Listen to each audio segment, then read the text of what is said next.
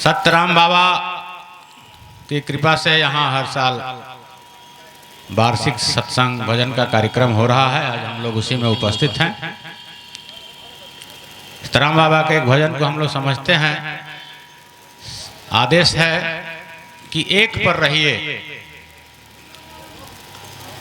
एक नाम पर विश्वास कीजिए, एक नाम को भजिए, एक से प्रेम कीजिए, एक का सुमरन कीजिए, एक में ख्याल कीजिए और एक में ही सूरत कीजिए। ऐसा सत्यराम बाबा का आदेश है और उन्होंने अनेकों बार अनेकों माध्यम से इसको बताया है।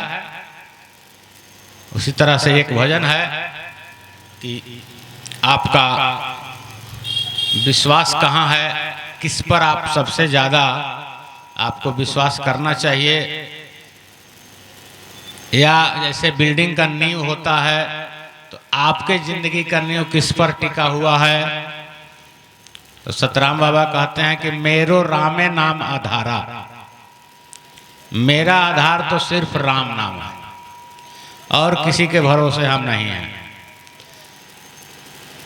हमारी जिंदगी की नींव राम नाम पर टिकी हुई है और सत्यराम बाबा का आदेश हम सबको मानना चाहिए कि हम लोगों का भी जिंदगी का जीवन का आधार राम नाम ही होना चाहिए।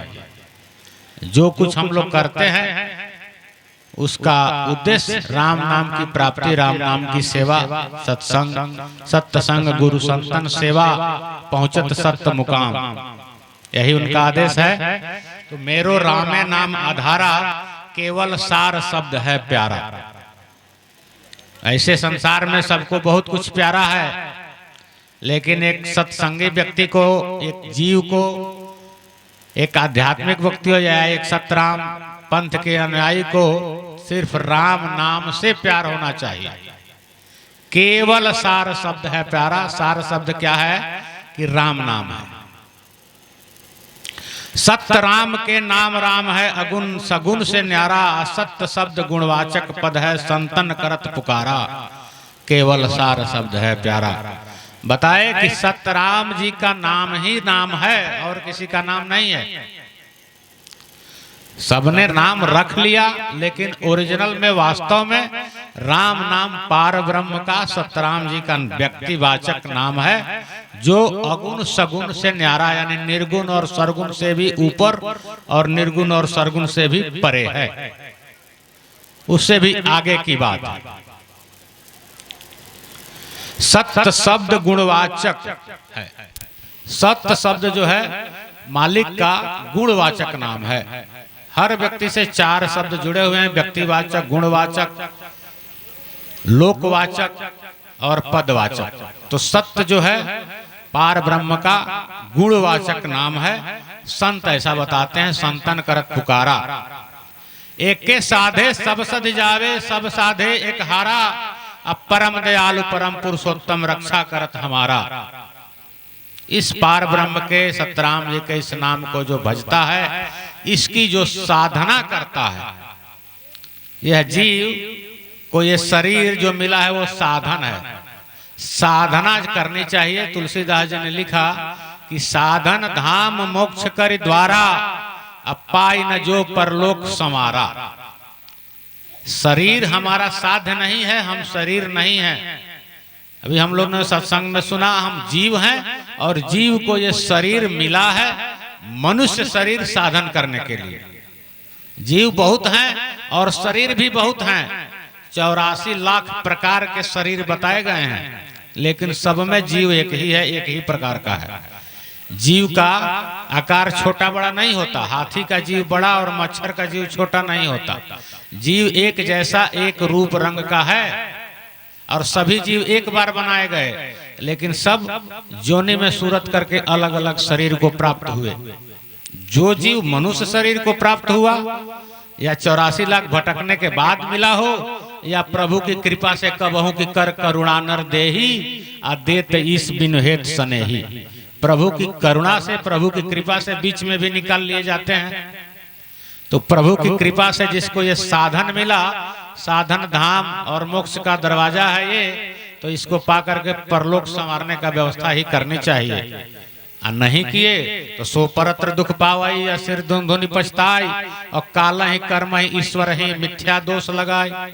वो व्यक्ति संसार को राम राम इधर उधर का बात करेगा और सरकार को और ईश्वर को, समय को, देश को दोष लगाएगा कि मेरे भाग्य में नहीं था, भगवान की कृपा ही नहीं हुई। लेकिन ऐसी बात नहीं है, मनुष्य बनाया उन्होंने, यही उनकी सभी सबसे बड़ी कृपा है।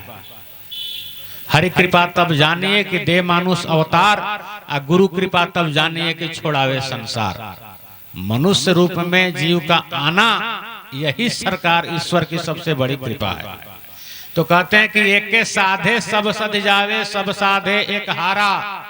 इस शरीर से एक की साधना करनी है। वो एक क्या है? तो वो मालिक का, पार ब्रह्म का, सतराम जी का नाम राम नाम है। उस एक राम नाम की साधना अगर करते हैं तो दुनिया के सारे काम सब सध जाएंगे। राम नाम कलि अभिमत दाता, हित परलोक लोक पितु माता। सब काम सधेंगे उसी से। सबका साधना अगर करेंगे तो आप एक हार जाएंगे, यानी राम नाम हार जाएंगे, एक ये जीवन हार जाएंगे, ये मनुष्य जीवन हार जाएंगे और लक्ष्य प्राप्ति नहीं होगी।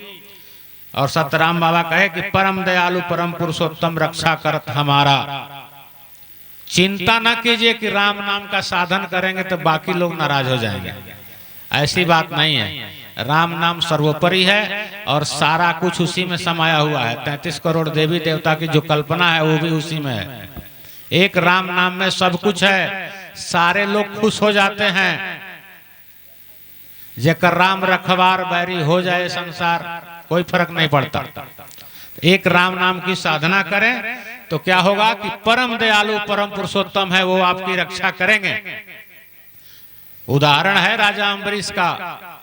भक्ति करते थे और दुर्वासा ऋषि ने उनको डराया तो चक्र सुदर्शन रक्षा में आ गया। राम राम कहू बारंबारा तो चक्र सुदर्शन है रखवारा।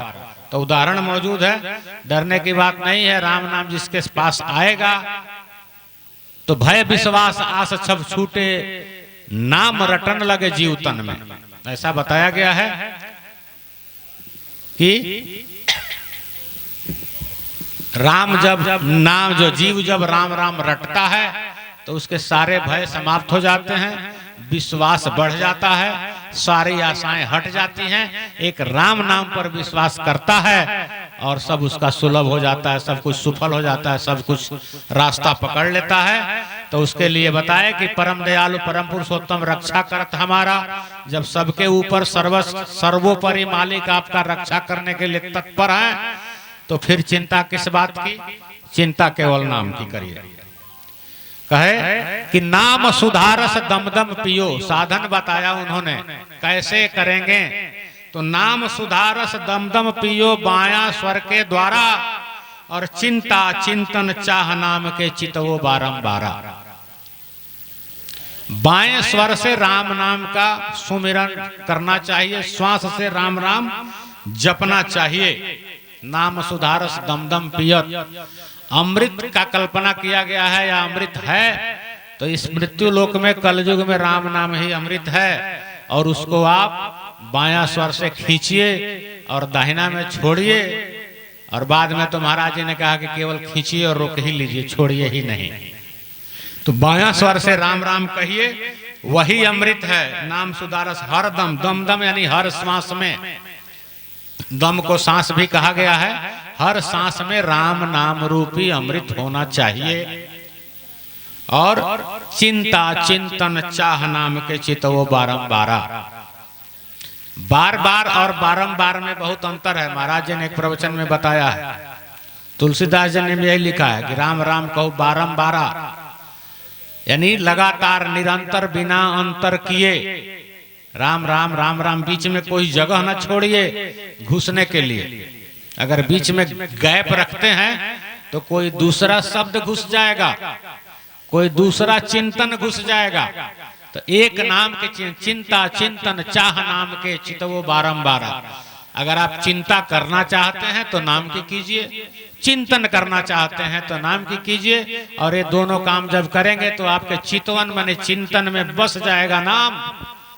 तो आंख खोलेंगे तो नाम दिखेगा, कान खोलेंगे तो नाम सुनाई देगा, और मुंह खोलेंगे तो नाम निकलेगा। तो जो बाहर है वही भीतर जाता है, और जो भीतर बसता है वही बाहर आता है। तो आंखों के माध्यम से राम नाम को बसाइए, क्योंकि आंखों के माध्यम से जीव जो है देखता है। माटी के पिंजड़वा से झांकेला मैनवा, अब भावना के फल पावेला सुगनवा।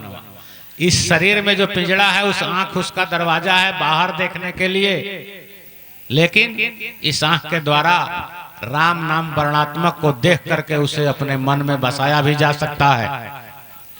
राम नाम का सुमिरन किया जा सकता है, त्राटक भी इस आंख से किया जा सकता है।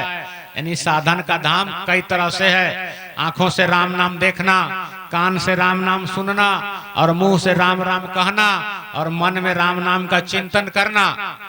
ये सभी इंद्रियों को अगर हम राम नाम के पीछे लगा दें तो ये शरीर सार्थक हो जाता है। इसीलिए तुलसीदास जी ने इसको साधन बताया कि जितने इंद्रियां हैं, आंख, नाक, मुंह, कान, हाथ, पैर, सब राम नाम के पीछे लगाए जा सकते हैं।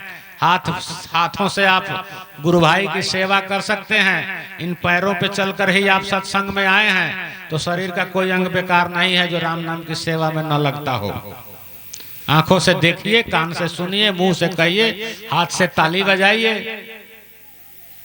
तुलसीदास जी ने कहा ना कि संशय भगाने के लिए राम नाम ताली बजा के कहना चाहिए। राम नाम सुंदर करतारी, संशय विहग उड़ावन हारी। तो ऐसा कोई अंग नहीं जिससे राम नाम की सेवा ना की जा सके। बिल्कुल हो सकती है, और ये उसी के लिए बना है, इसीलिए ये साधन का धाम है। कहते कि चिंता चिंतन चाह नाम के चितवो बारंबारा, यानी कि चिंता तो हरि नाम के दूजे ने चितवे दास, और दूजे चिंता जो करे तो परे काल के फांस। इसलिए नाम चिंता में राम नाम ही रहे, चितवन में भी नाम ही रहे, और वो इन्हीं शरीर के माध्यम से, इन्हीं इंद्रियों के माध्यम से होगा। जब देखेंगे, कहेंगे, सुनेंगे, कहत सुनत मन अनत न जाई, और राम नाम तब चित्त में आई। कहिए, सुनिए, देखिए, चर्चा कीजिए तो नाम बसेगा। और कहे कलयुग में क्या करना है, तो नहीं कली कर्म भक्ति और ज्ञाना, जोग जग जप छारा। कलयुग में जप तप जोग यज्ञ व्रत मख उपवास तीर्थ धाम कोई फायदा नहीं विशेष। हरासमेंट है, जिसको कहते हैं ठग गए। किसी भी तीर्थ धाम जाम में जाएंगे और धक्का खा के जब आएंगे, घर आके कहेंगे बहुत भीड़ था, बहुत पैसा खर्चा हो गया, फलना ने लूट लिया, फलना ने ज्यादा पैसा ले लिया, कह दिए, सब बेकार गया। पैसा भी खर्चा हुआ और कहने के बाद उसका लाभ भी चला गया और समय नष्ट हुआ, सो अलग। तो हम मना ही नहीं करते, घूमने फिरने देखने सुनने जाना चाहिए, लेकिन उससे मुक्ति नहीं मिलती है, उससे राम जी नहीं मिलते, क्योंकि ये सब उन्हीं का पसारा है। तमाशा देख प्रभु का है, ये सब जो है तमाशा प्रभु का ही है। ये सत्संग भी प्रभु का तमाशा है, लेकिन इसको देखिए, सुनिए, गाइए, गुनिए और धुनिए। लेकिन वो तमाशा केवल देख सकते हैं, कुछ कर नहीं सकते आप उसमें। यहाँ जो है आप सुनेंगे, उसको आप कर सकते हैं। यहाँ जो ज्ञान प्राप्त होगा उससे जिंदगी बदल सकती है, उसे आप स्वयं जब करेंगे तो आप में बस सकता है, राम नाम आपके चित्त में बस सकता है और जीवन का कल्याण हो सकता है। तो कहे कि नहीं कल कर्म भक्ति और ज्ञाना जोग यज्ञ तप छारा, छोड़ो इसे। रामचरितमानस में लिख गए तुलसीदास बिचारा। तुलसीदास जी ने भी इसको लिखा है रामचरितमानस में, नहीं कली कर्म न भक्ति विवेकु, राम नाम अवलंबन एकु। महाराज जी ने उदाहरण ऐसे नहीं दिया, लिखा है, पढ़िए कि कलयुग में नहीं कली कर्म, कलयुग में कर्म का कोई मतलब नहीं है। कलयुग कर्म भक्ति नहीं ज्ञाना, केवल राम नाम गुण गाना। सिर्फ राम नाम से कल्याण होगा कलयुग में, और सिर्फ इसी से होगा, और कोई साधन सधेगा ही नहीं। और भी तुलसीदास ने लिखा, विनय पत्रिका में भी लिखा है कि राम राम राम राम जौलो तू ना जपी हो तौलो तू कहीं जाए तीन ताप तपी हो। जब तक राम राम नहीं कहेंगे दुनिया में कहीं चले जाइए, तीनों ताप यानी दैहिक दैविक भौतिक, दैहिक दैविक भौतिक तापा, राम राज काहू नहीं व्यापा। जब राम जी का राज था तो ये सब बीमारी नहीं होता था। तो अब तो राम राज नहीं भाई, लेकिन नाम राज चहुजुग सुखदाई। अब रामचंद्र जी का राज भले न हो, लेकिन राम का राज आज भी है, राम नाम का राज आज भी है। और जहां राम नाम का राज होगा, कहां? आपके अपने हृदय में। संसार की बात मत कीजिए, आपके अपने हृदय में अगर राम नाम का राज है तो वहां दैहिक दैविक ताप नहीं जाएंगे, कोई भौतिक ताप नाप नहीं सताएगा। श्रुत सिद्धांत है उर्गारी भजिए राम सब काम विसारी। वेदों में भी यही कहा गया है कि राम नाम भजे बिना कोई काम नहीं बनता, सब काम विसार के राम नाम भजिए। क्योंकि इसके गाए बिना कहे बिना क्लेश मिटता नहीं, इसलिए राम राम कहना पड़ेगा। तो भजन भरोसा रामे कह के मगहर तन तज डारा, अब मरकर जिंदा भय कबीरा चल गए भव से पारा। भजन और भरोसा राम पर था, किसको? कबीर साहब को। इसी भरोसे पर वह मगहर में आ गए। बाकी जिंदगी तो काशी में रहे, और आज भी संसार के लोग मरने के लिए काशी जाते हैं, काशी से होते हैं। और कुछ लोग मरने के बाद लाश लेके जाते हैं काशी में, उनका दाह संस्कार किया जाता है, बहुत महत्ता है। लेकिन कबीर साहब ने राम नाम के भरोसा पर अंतिम समय मगहर में आ गए। और उन्होंने कहा था कि जो काशी तन तजे कबीरा, तो राम ही कौन नहीं हो रहा। अगर काशी में ही मरना पड़े तो राम जी का प्रणाम, राम जी का निहोरा काहे करना है? तब राम राम भजने से फायदा क्या है? क्या काशी क्या मगहर बासा, एक राम मन मोरा। जो काशी तन तजे कबीरा, तो राम ही कौन नहीं हो रहा। अगर राम नाम का बल नहीं है और राम नाम जपने से फायदा नहीं है, तब न काशी में रहा जाए। अगर राम नाम जपते हैं तो चाहे काशी में रहें चाहे मगहर में रहें, एक ही बात है। तो उन्होंने इसको साबित करके दिखाया कि मगहर में भी जाकर के और सफल हुआ जा सकता है। और महाराज जी ने लिखा है कि मरकर जिंदा भय कबीरा चल गए भव से पारा। मरे क्या, वो सतगुरु मरते नहीं है, बदलते हैं। और कहानी आप लोग जानते हैं कैसे शरीर फूल में बदल गया। और जिंदा भय कबीरा का उदाहरण भी सब लोग गाते हैं, नाचों में भी लोग गाते थे, समझते भले नहीं थे। एक साहब जी यानी मर के जिंदा कहाँ हुए, तो लोग गाते थे पहले कि कठवा के पुतरी सरगवा से उतरी पुतरी तोहके लेके ना, जैबो बरहज के बजरिया पुतरी तोहके लेके ना। कबीर साहब मगहर में अंतर ध्यान हुए और बरहज नाम का जगह है देवरिया जिला में, वहां जाके सत्संग कर रहे थे। उसी समय जिस समय इधर शरीर अंतर ध्यान हुआ और उसी दिन वो बरहज में सत्संग कर रहे थे। तो वही महाराज जी लिखे कि मरकर जिंदा भय कबीरा चल गए भव से पारा। भव कहते हैं इच्छाओं को, अपनी इच्छाओं से वो पार पहले से ही थे।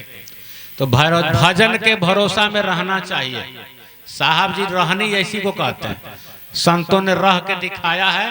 काशी छोड़ के मगहर में शरीर छोड़ा है, इस बात का भरोसा दिलाने के लिए कि राम नाम से मुक्ति संभव है। काशी और मगहर में कोई भेद नहीं, इसी के लिए।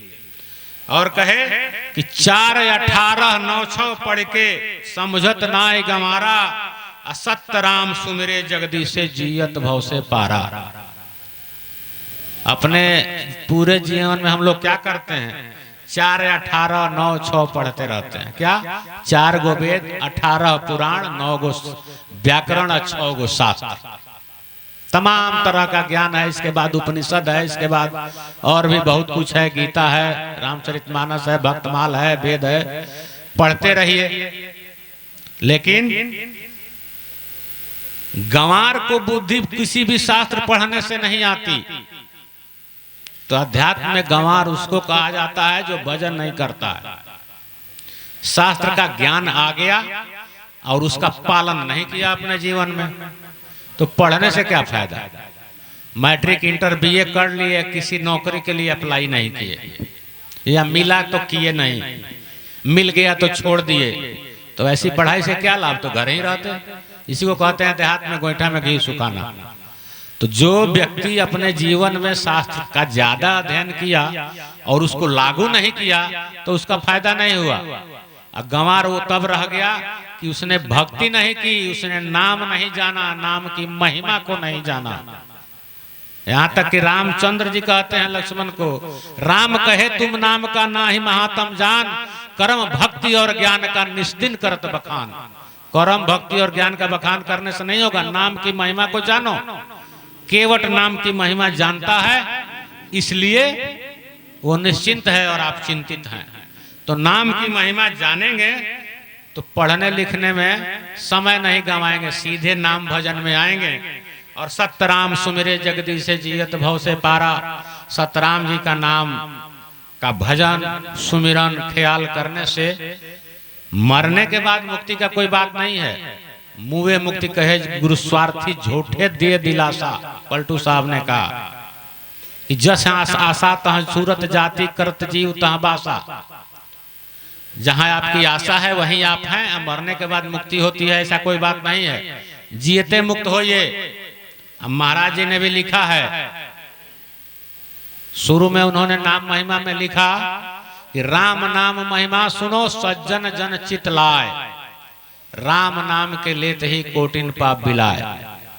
पहले उन्होंने कहा कि सुनिए राम नाम की महिमा सुनिए, और फिर उन्होंने राम नाम की महिमा सुनाई 28 दोहे में। अब बाद में लास्ट में लिखा कि महिमा रामे नाम के पाठ करे चितलाए, आ सकल कामना सिद्ध हो जियत मुक्त हो जाए। लास्ट में उनका आदेश है कि महिमा राम का जो पाठ करेगा, राम नाम की महिमा का, उसकी सारी कामनाएं पूरी होंगी, यानी यहाँ की भी वहां की भी, और जियत मुक्त हो जाए। तो मरने के बाद मुक्ति का कोई बात नहीं है, जिंदे में मुक्ति होती है। किससे? काम से, क्रोध से, लोभ से, मोह से, मान से, मत्सर्ग से, घर से, द्वार से, सभी से आपकी आसक्ति छूट जाती है, आपकी चाहना बदल जाती है। आपको भोजन मिले तो ठीक, न मिले तो ठीक, गाली दे दिया तो ठीक, बड़ाई किया तो ठीक, हर परिस्थिति में अगर आप एक जैसे हैं, एक जैसा व्यवहार करते हैं, समभाव रखते हैं, लघुता से रहते हैं, राम नाम का भजन करते हैं, तो आप मुक्त हो गए। अमुक्त व्यक्ति ही सतलोक जाता है। सतलोक जाके कोई मुक्त नहीं होता, मुक्त हो के सतलोक जाता है। क्योंकि कोई चाहना, कोई इच्छा बाकी रह गई तो यहाँ आना पड़ेगा, और सतलोक जाके कोई आता नहीं है, विधान बदल जाएगा। तो कुछ बाकी मत रखिए, किसी का लिए हैं तो दे दीजिए और दिए हैं तो ले लीजिए। किसी का कुछ बाकी नहीं रखना चाहिए, और दे न दे, और कल परसों में नहीं, आज के आज सभी सबके लिए रखना चाहिए। क्योंकि कब कौन जाएगा, एक दिन काल अचानक मारी, हरदम राम सुमिर नर नारी। तो राम नाम का भजन करने के लिए कोई दिन तारीख मुहूर्त नहीं होता। आज, अभी और अभी, अभी से शुरू, यानी हमेशा शुरू ही रहिए। और हमारा संतों का आदेश तो यही है कि हमारा चित्त, हमारा मौन, हमारा ख्याल, हमारा सूरत, हमारा प्रेम, हमारा आशा, विश्वास सब एक राम नाम पे होना चाहिए, तभी कल्याण है। और वही हमारा आधार होना चाहिए कि मेरे रामे नाम आधारा। केवल सार शब्द है प्यारा, सार शब्द राम नाम प्यारा है, उसके बराबर प्यारा और कुछ नहीं। बाकी सब संसार में है, जो कुछ है सब व्यवहार है। संसार में राम नाम के अलावा जितनी बातें आप बोलते या कहते या सुनते हैं सब व्यवहार है। सिर्फ राम नाम का व्यक्त चर्चा, राम नाम को कहना और सुनना, भजन